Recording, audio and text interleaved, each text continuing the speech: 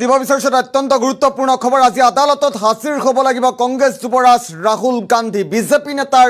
অভিযোগৰ ভিত্তিত আজি আদালতত হাজিৰ হ'ব লাগিব কংগ্ৰেছৰ যুৱৰাজ গৰাকী যদিহে ৰাহুল গান্ধী আজি দোষী সাব্যস্ত হয় 2 বছৰ পৰ্যন্ত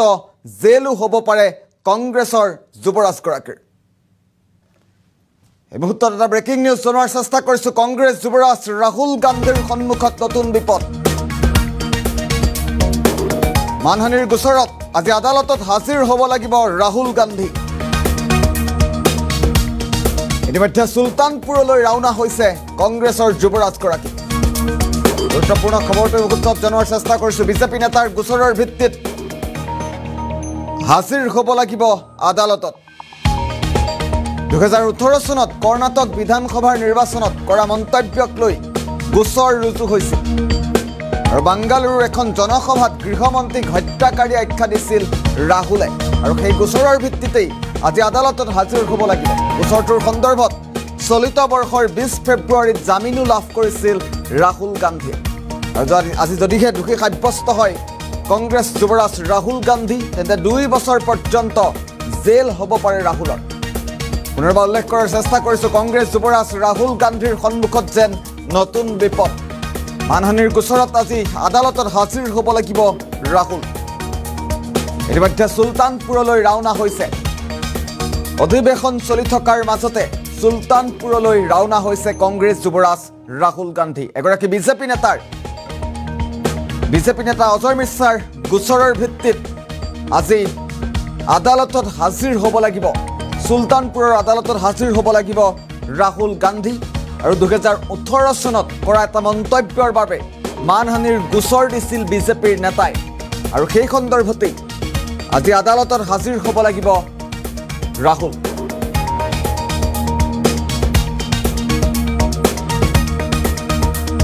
গুৰুত্বপূৰ্ণ খবৰটোৰ মুহূৰ্তত জনোৱাৰ চেষ্টা কৰিছো কংগ্ৰেছ যুৱৰাজ ৰাহুল গান্ধীৰ সন্মুখত পুনৰ নতুন বিপদ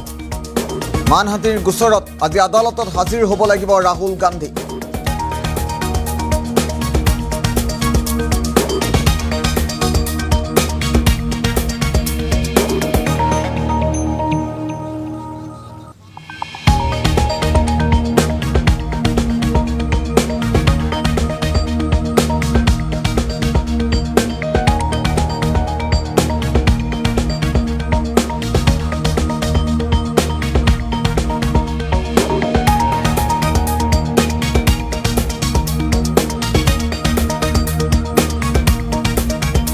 আমি উল্লেখ কৰিছো ৰাহুল গান্ধীৰ সন্মুখত যেন নতুন বিপদ আহি পৰিছে বিজেপি নেতাৰ গোচৰৰ ভিত্তিত আজি আদালতত হাজিৰ হ'ব লাগিব ৰাহুল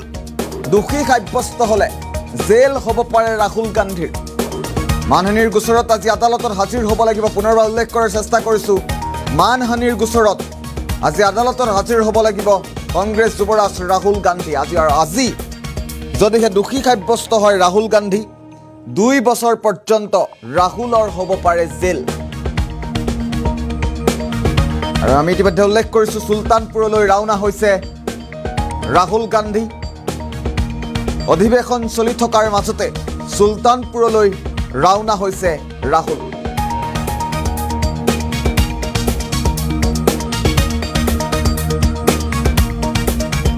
2018 চনতে কৰা এটা মন্তব্যৰ বাবে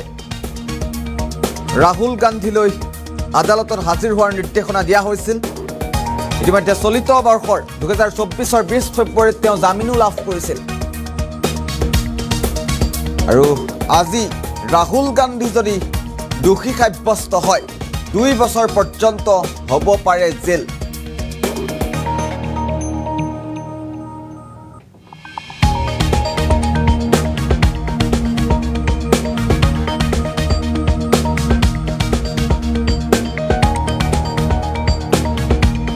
গুৰুত্বপূৰ্ণ খবৰটো পুনৰবাৰ উল্লেখ কৰাৰ চেষ্টা কৰিছো কংগ্ৰেছ যুৱৰাজ ৰাহুল গান্ধীলৈ নতুন বিপদ বাংগালুৰুৰ জনসভাত গৃহমন্ত্ৰীক হত্যাকাৰী আখ্যা দিছিল ৰাহুলে আৰু তাৰ পাছতেই আদালতৰ তৰফৰ পৰা আজিৰ দিনটোত হাজিৰ হোৱাৰ নিৰ্দেশ দিয়া হৈছিল আৰু ইতিমধ্যে সুলতানপুৰলৈ ৰাওনা হৈছে কংগ্ৰেছ যুৱৰাজ ৰাহুল গান্ধী আৰু কেইটামান মুহূৰ্তৰ পাছতেই আদালতত হাজিৰ হ'ব ৰাহুল আমি ইতিমধ্যে উল্লেখ কৰিছো এগৰাকী বিজেপি নেতাৰ অভিযোগৰ ভিত্তিতেই ৰাহুল গান্ধী আজি